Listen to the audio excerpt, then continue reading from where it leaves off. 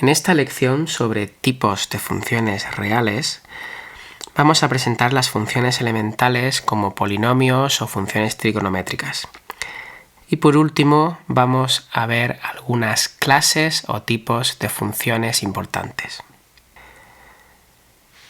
Las funciones elementales más sencillas son los polinomios.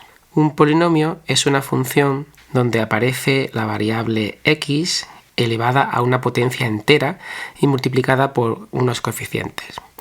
Por ejemplo, si tenemos un polinomio de grado n, pues debe aparecer una potencia n de x multiplicada por un número a sub n.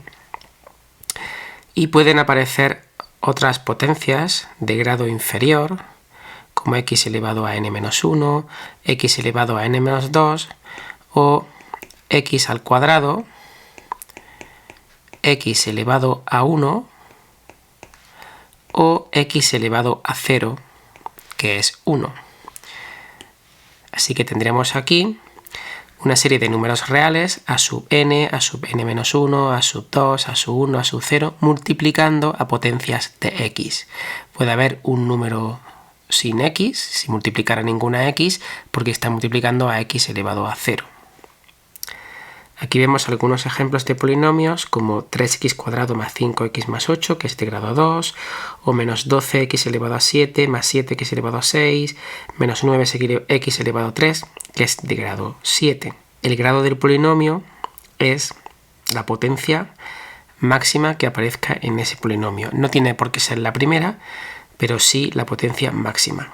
Y el número, el coeficiente que acompaña a esa potencia máxima es el coeficiente principal.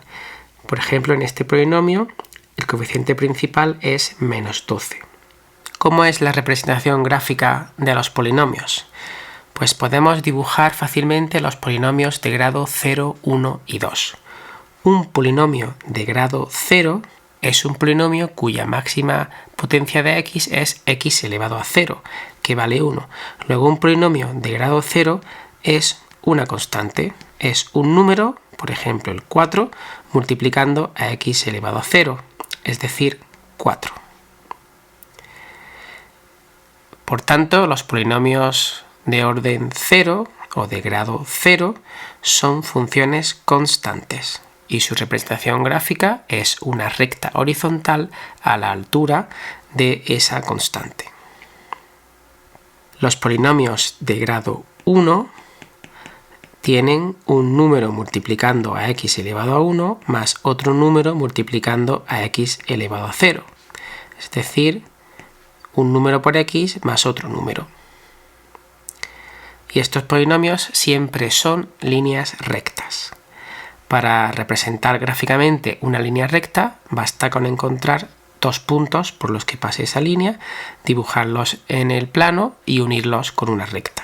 Por ejemplo, si quisiera dibujar esta función, este polinomio 2x más 1, pues yo calcularía f de 0, por ejemplo, que vale 1, y calcularía f de 1, que vale 3.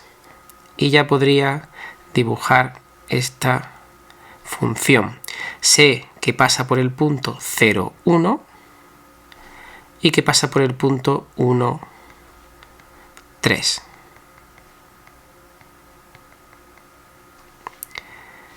Así que la función, esta línea recta, sería algo así. Aquí tendremos el polinomio 2x más 1.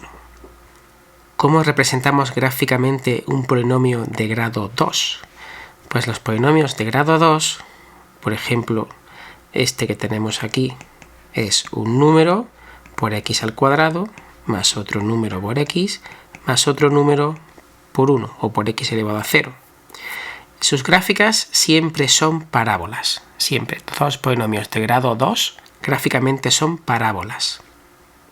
El coeficiente principal, el que acompaña a la potencia x², si es positivo, la parábola tiene los brazos hacia arriba y si es negativo los tiene hacia abajo. En este caso la parábola tiene los brazos hacia arriba y por tanto tiene un mínimo esta parábola. Ese mínimo o vértice es el punto donde la derivada se anula. Esto lo veremos en una lección posterior, pero seguramente ya sabéis derivar esta función. Si no sabéis derivarla ahora mismo, no os preocupéis porque lo aprenderemos en una lección posterior. La derivada de esta función es 4x menos 6. Esto lo iguala a 0 para calcular ese mínimo y la solución es que x vale 3 medios. Así que el vértice de esta parábola está en x igual a 3 medios. Vamos a ir haciendo el dibujo. Aquí tenemos el eje x y aquí está 3 medios. Pues en ese punto está el mínimo de la parábola. Quizá os sabéis una fórmula para calcular el vértice de la parábola, que es menos b partido 2a. Esta es la posición del vértice de la parábola. Efectivamente, en nuestro caso, b se refiere al coeficiente que va con la x y a se refiere al coeficiente que va con x cuadrado. En nuestro caso esto sería menos 6 partido 4, es decir, 3 medios, que coincide con el resultado que hemos obtenido. Es igual de correcto calcular el vértice de esta forma o de esta forma. Una vez tenemos el vértice, vamos a calcular dónde está ese mínimo exactamente, en qué coordenadas tenemos ese mínimo. Y para ello calculamos la función en el vértice. Es decir, calculo 2 por 3 medios al cuadrado menos 6 por 3 medios más 4. Esto es igual a 2 por 9 cuartos menos 6 por 3 medios más 4. 2 por 9 cuartos son 9 medios. Menos 6 por 3 medios es 9 más 4. Y esto es igual a menos 1 medio. Es decir, que en las coordenadas 3 medios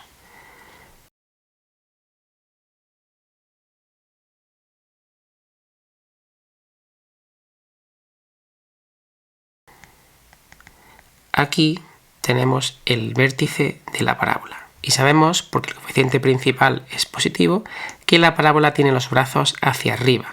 Luego ya sabemos que la parábola será algo de este estilo, aproximadamente. Muchas veces con esto nos basta para saber lo que necesitamos sobre esta parábola. Si queremos afinar más, podemos calcular los puntos de corte con el eje X. Para ello, calculo los puntos donde la función vale 0, que son los puntos de corte con el eje X.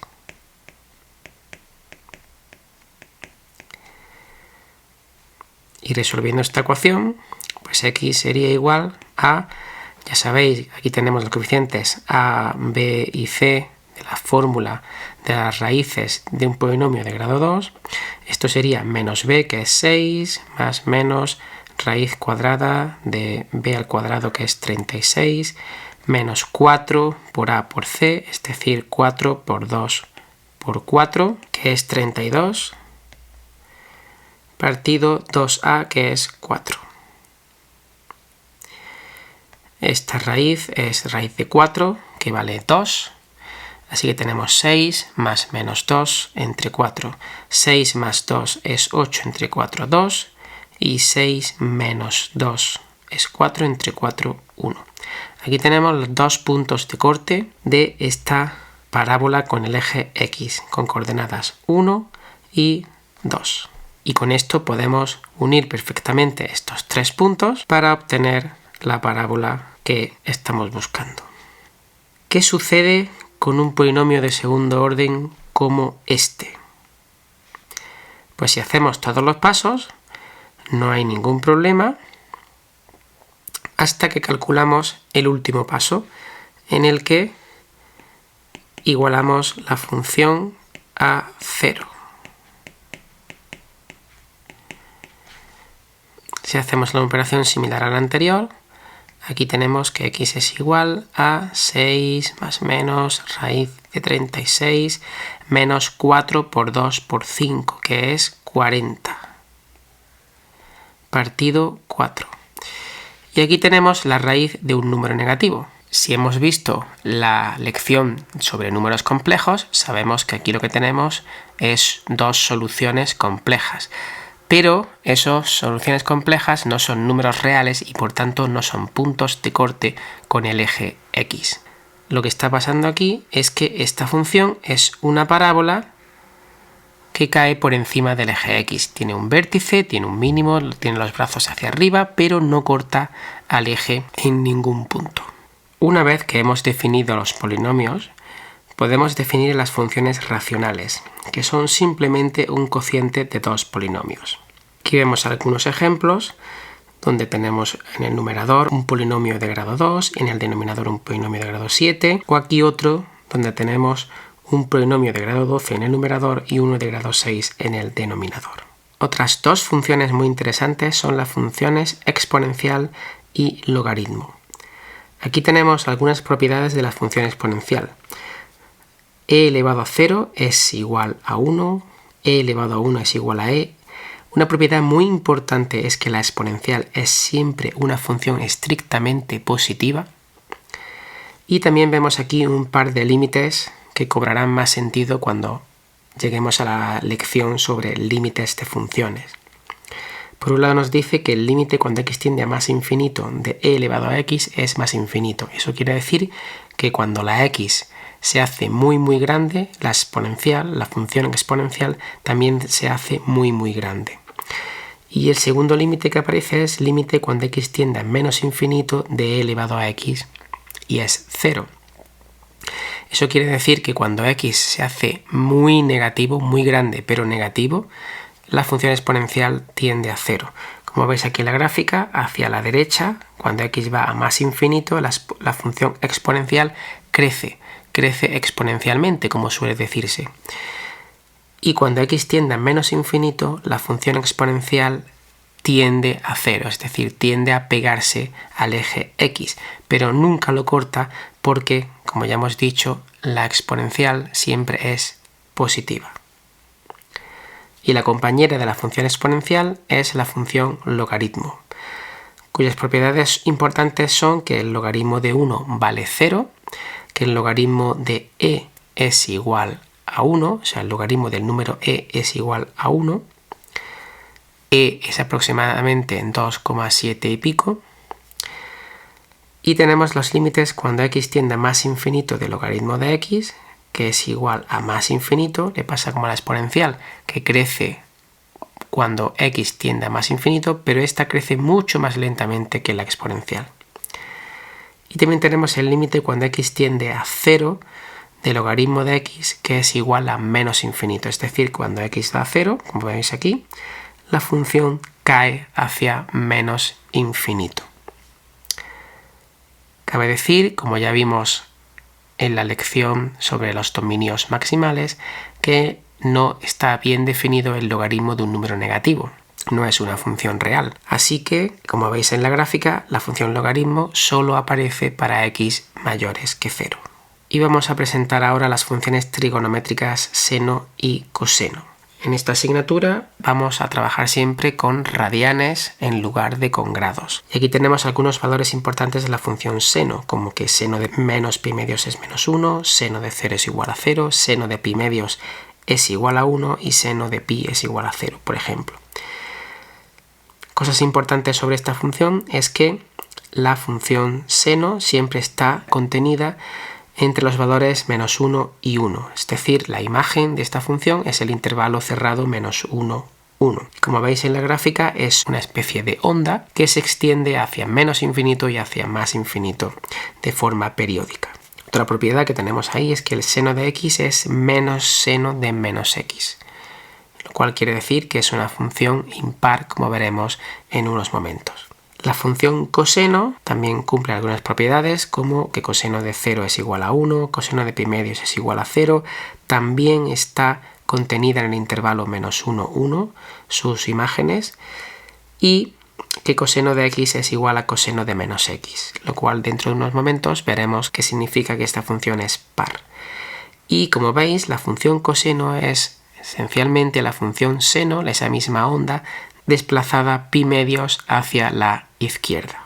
Otras funciones trigonométricas interesantes son la función tangente, que se define como el cociente entre seno y coseno, y también tenemos aquí las funciones secante, que es 1 partido coseno, cosecante, que es 1 partido seno, y cotangente, que es 1 partido tangente. También tenemos las funciones trigonométricas inversas.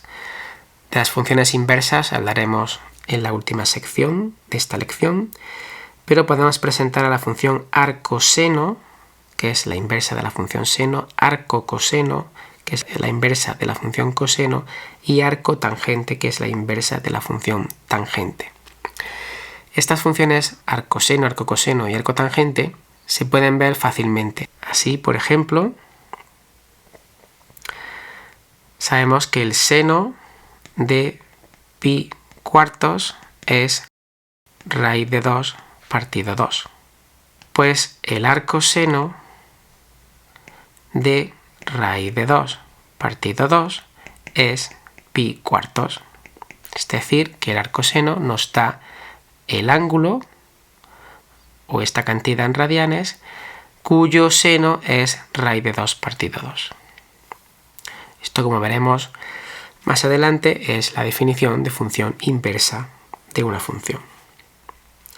Por último, definimos las funciones trigonométricas hiperbólicas, seno hiperbólico y coseno hiperbólico, que como veis aquí son una combinación de exponenciales. El seno hiperbólico es la exponencial de x menos la exponencial de menos x partido por 2, y el coseno hiperbólico es la exponencial de x más la exponencial de menos x partido por 2.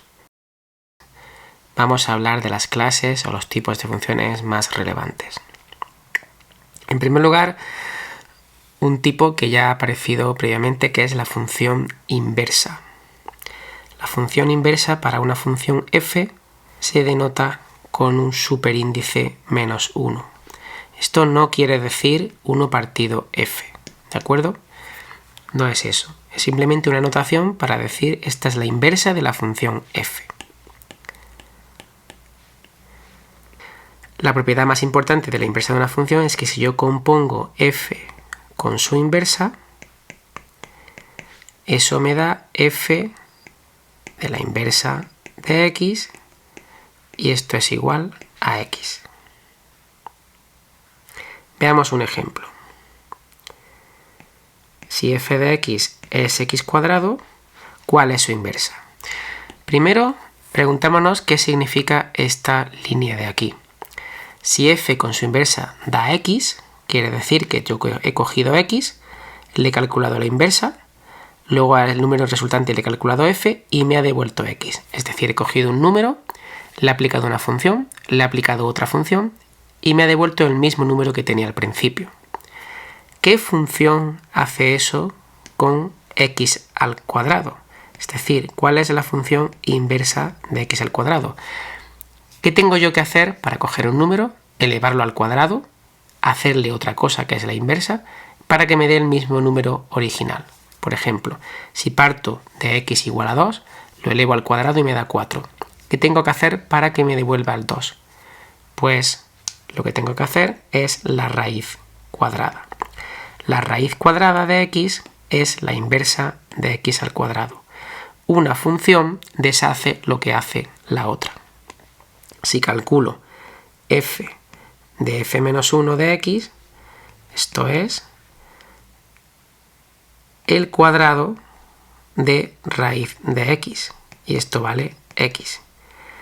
Pero si calculo también la inversa de la f de x, esto es la raíz de x al cuadrado, que también es igual a x. Y es que, igual que tenemos esta propiedad, tenemos una muy parecida intercambiando la función con su inversa. La composición de la inversa de f con f es igual a la inversa de f de x, y esto también vale x. Estas son las dos propiedades, que son en realidad la misma, de la inversa de una función.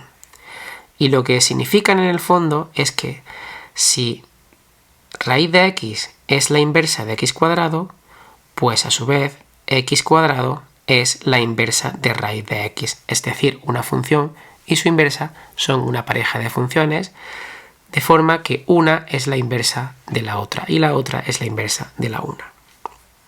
Otro ejemplo clásico es el de la exponencial e elevado a x. ¿Cuál es la inversa de la exponencial? ¿Cuál es la función tal que si yo cojo un número, le hago la exponencial y le aplico esta función, me devuelve el mismo número? Pues esa es la función logaritmo neperiano de x. Efectivamente, si yo calculo f de f-1 de x, es decir, compongo f con su inversa, esto es f de logaritmo de x. Y si f de x es e elevado a x, f de logaritmo de x es e elevado a logaritmo de x. Y esto es igual a x.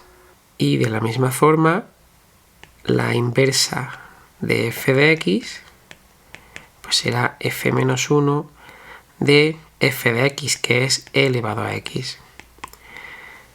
Y si la inversa de x es logaritmo de x, la inversa de e elevado a x es logaritmo de e elevado a x, que de nuevo es igual a x. Estas dos fórmulas son de hecho bastante útiles e importantes. La exponencial del logaritmo de un número es igual a ese número y el logaritmo de la exponencial de un número es igual también al mismo número. Fijaos en el parecido entre estas dos expresiones y estas otras dos con la raíz y el cuadrado de un número. El cuadrado de la raíz de x es igual a x. La raíz de x cuadrado es igual a x. Y aquí lo que tenemos es que la exponencial del logaritmo de x es igual a x.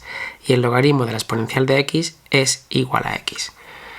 Son, de nuevo, la exponencial y el logaritmo una pareja de funciones tal que una es la inversa de la otra. Vamos ahora a introducir tres clases de funciones que son las funciones inyectivas, sobreyectivas y biyectivas. Una función es inyectiva si para dos valores de x distintos, por ejemplo dos números x e y distintos, las funciones en esos números también son distintos. Como veis aquí, una función inyectiva es una función como esta, que para dos valores x e y distintos, f de x también es distinto de f de y.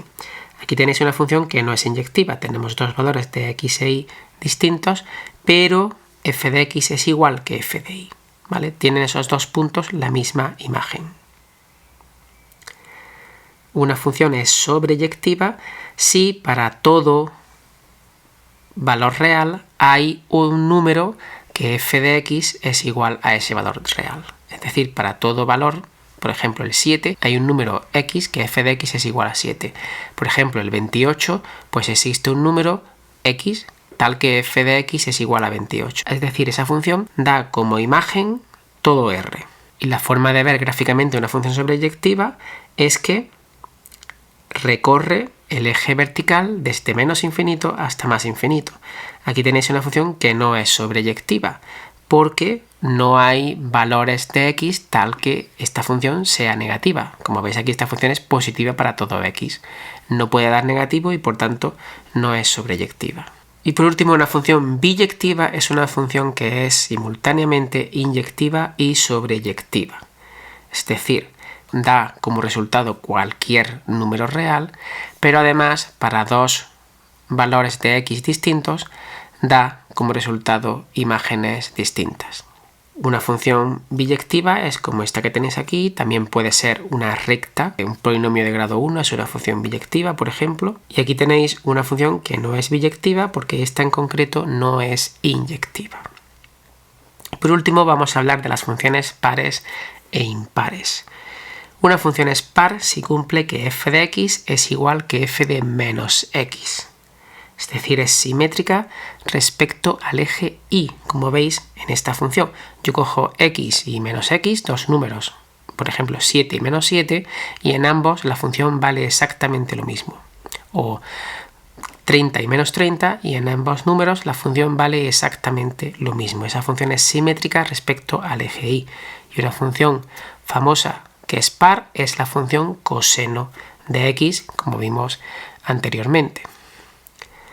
Y por último, una función impar es una función para la que f de x es menos f de menos x.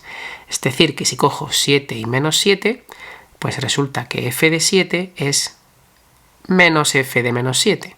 Tiene signo contrario f de 7 y f de menos 7. Y gráficamente lo que vemos aquí es que estas funciones son simétricas respecto al origen de coordenadas. Es decir, que si yo tengo para una función impar un punto aquí, pues habrá otro punto a la misma distancia del origen de coordenadas, pero en dirección contraria. Y si tengo un punto aquí, pues habrá otro punto a la misma distancia del origen, pero en dirección contraria. Esta función, por ejemplo, podría ser algo así. ¿De acuerdo? Una propiedad clave de las funciones impares es que tienen que pasar obligatoriamente por el origen de coordenadas, y una función famosa impar es la función seno de x.